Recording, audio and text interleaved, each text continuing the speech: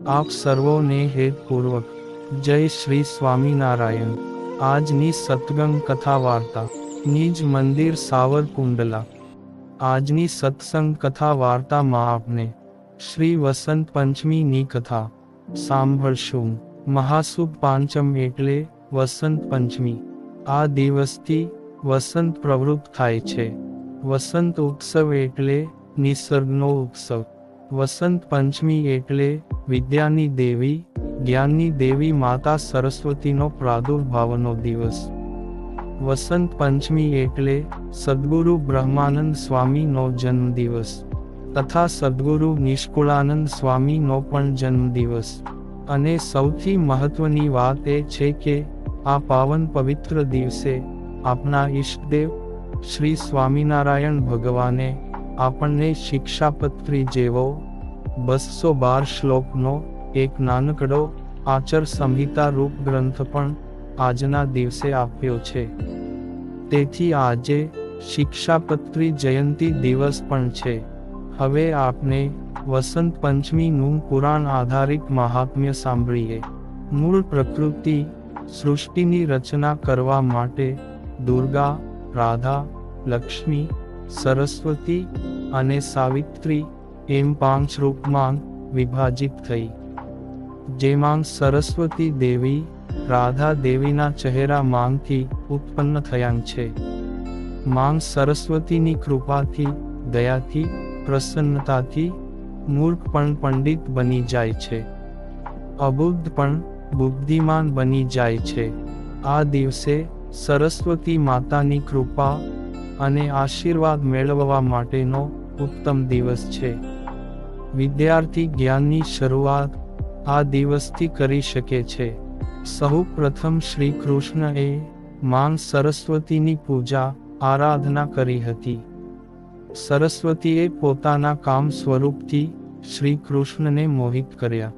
શ્રી કૃષ્ણ સર્વજ્ઞ હોવાથી સરસ્વતીની ઈચ્છા જાણી ગયા અને ભગવાન શ્રી કૃષ્ણ બોલ્યા કે તમે મારા અંશથી ઉત્પન્ન થશો ને મારા જ સ્વરૂપ નારાયણની સેવા કરશો।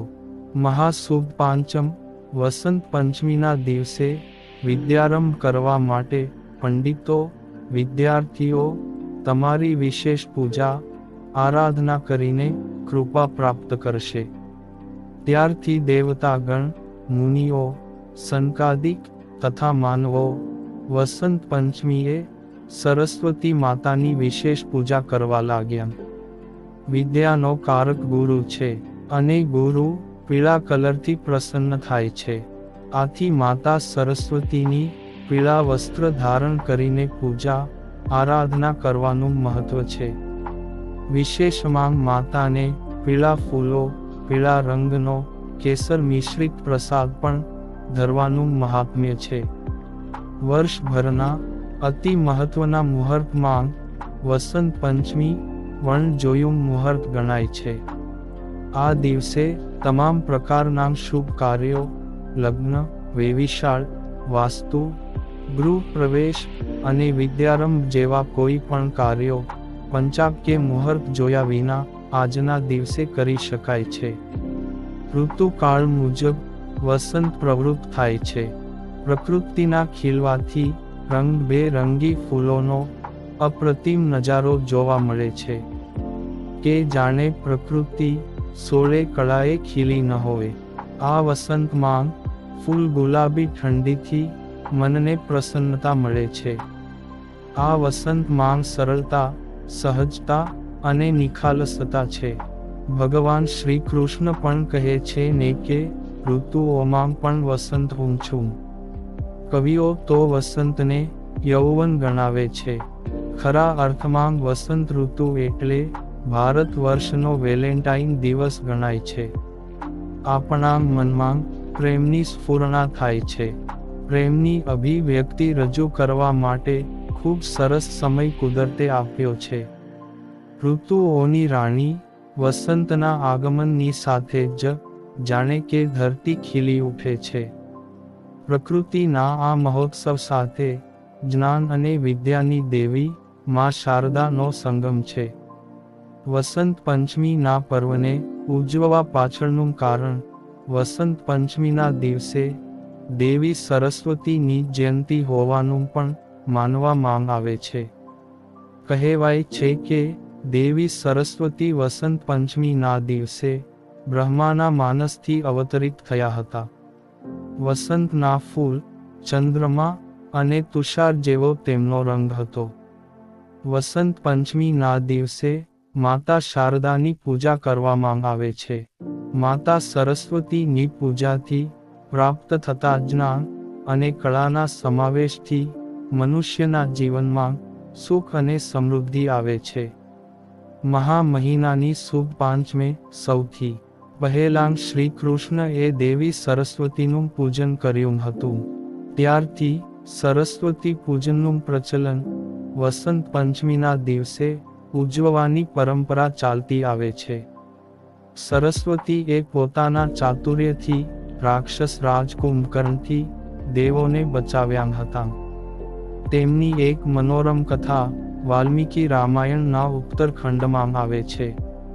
કહેવાય છે કે દેવીનું વરદાન મેળવવા માટે કુંભકર્ણે 10,000 વર્ષ સુધી ગોરવણમાં ઘોર તપસ્યા કરી હતી.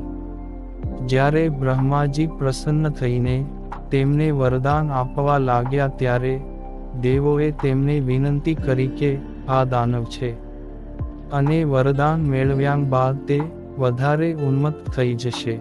ત્યારે બ્રહ્માજીએ સરસ્વતીનું સ્મરણ કર્યું. ત્યારે સરસ્વતી દેવી રાક્ષસની જીભ પર સવાર થઈ ગયા અને સરસ્વતી દેવીના પ્રભાવથી કુંભકર્ણે ઇન્દ્રાસનના બદલે નિંદ્રાસન આપો એવું વરદાન માગ્યું હતું. આ રીતે દેવોને બચાવવાથી સરસ્વતી વધારે પૂજ્ય બન્યા. મધ્યપ્રદેશમાં મેહરની અંદર આલ્હા દ્વારા બનાવેલું સરસ્વતી દેવીનું પ્રાચીન મંદિર આવેલું છે. લોકોનો વિશ્વાસ છે કે આલ્હા આજે પણ વસંત પંચમીના દિવસે દેવી સરસ્વતી પૂજા કરવા અહીંયા આવે છે. એક લોકવાયકા અનુસાર પ્રાચીન કાળમાં ગુરુના શ્રાપથી યાજ્ઞવલ્ક્ય મુનિની વિદ્યા નષ્ટ થઈ ગઈ હતી. પછી તેમણે સરસ્વતી દેવીની પૂજા કરી. ત્યારબાદ તેમની કૃપાથી તેમની સ્મરણ શક્તિ પાછી આવી હતી. વસંત પંચમીના દિવસે ઋષિએ પોતાની વિદ્યા પાછી મેળવી હતી. આપણા પૌરાણિક ગ્રંથોમાં વાગ્દેવી સરસ્વતીના શાસ્ત્રોક્ત સ્વરૂપોનું વિશાળ વર્ણન મળે છે. ઋગ્વેદમાં પણ વિદ્યાની દેવી સરસ્વતીને એક પવિત્ર સરિતાના રૂપમાં વર્ણિત કરવામાં આવી છે. પૌરાણિક ઉલ્લેખ મળે છે કે દેવી મહાલક્ષ્મીથી જે તેમનું સત્વ પ્રધાન રૂપ ઉત્પન્ન થયું દેવીનું તેજ સ્વરૂપ સરસ્વતીના નામે ઓળખાયું. દેવગર્ભા દેવી સરસ્વતી ચંદ્રમાને સમાન શ્વેત તેમજ આયુધોમાં અક્ષમાલા, અંકુશ ને વીણા સહિત પુસ્તક ધારણ કરેલી દર્શાવી છે. બુલંદખેડાના કવિ મઘુએ માં શારદાનું વર્ણન આ રીતે કર્યું છે. મહાભારતમાં દેવી સરસ્વતીને શ્વેત વર્ણવાળી શ્વેત કમળ પર આસીન તેમજ વીણા, અક્ષમાળા તેમજ પુસ્તક ધારણ સ્વરૂપ રચવાનો નિર્દેશ આપ્યો છે. તે વખતે નિર્દેશોને અનુસાર જ કલાકારોએ વાગ્દેવીને વિવિધ શાસ્ત્ર સંમત રૂપોને પાષાણ અને ચિત્રોમાં અંકિત કરી હતી. આ વસંત પંચમીનો દિવસ ખૂબ જ પાવન, પવિત્ર અને દિવ્ય છે. આમ આપણે વસંત પંચમીની સુમધુર કથા અતિ હેતપૂર્વક સાંભળી અને હવે પછીની કથા વાર્તા આપને આગળના ભાગમાં સાંભળશું. અત્યારે આપ સર્વોને ભાવથી જય શ્રી સ્વામિનારાયણ.